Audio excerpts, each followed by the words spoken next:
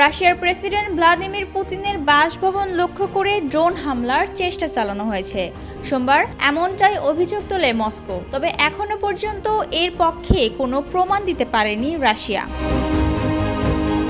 অন্যদিকে ইউক্রেন অভিযোগটি সরাসরি অস্বীকার করেছে। কিয়েভ বলেছে, শান্তি আলোচনাকে বাধাগ্রস্ত করতেই এমন সব ভিত্তিহীন দাবি তুলছে রাশিয়া।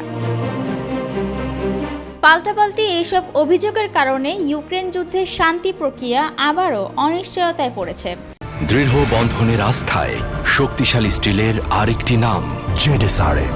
রাশিয়া জানিয়েছে, কথিত হামলার পর তারা শান্তি আলোচনা নিয়ে নিজেদের অবস্থান নতুন করে পর্যালোচনা করবেন।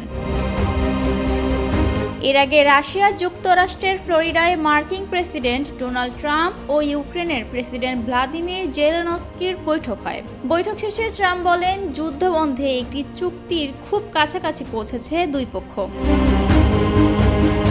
রাশিয়ার পররাষ্ট্রমন্ত্রী সের্গেই ল্যাভরভ জানান, 28 ও 29 ডিসেম্বর পুতিনের বাসভবন লক্ষ্য করে 91টি ড্রোন হামলার চেষ্টা করা হয়, তবে সব ড্রোন ভূপাতিত করা হয়েছে।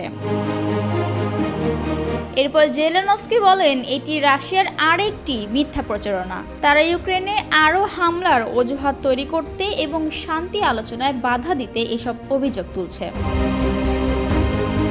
পাল্টাপাল্টি অভিযোগ ও উত্তপ্ত পরিস্থিতির কারণে যুদ্ধবন্ধের প্রক্রিয়া নতুনভাবে সংকুচিত হয়েছে। আন্তর্জাতিক মহল উদ্বিগ্ন। এই উত্তেজনা শান্তি উদ্যোগকে আরও পিছিয়ে দিতে পারে। ডেস্ক রিপোর্ট, জয় দিন।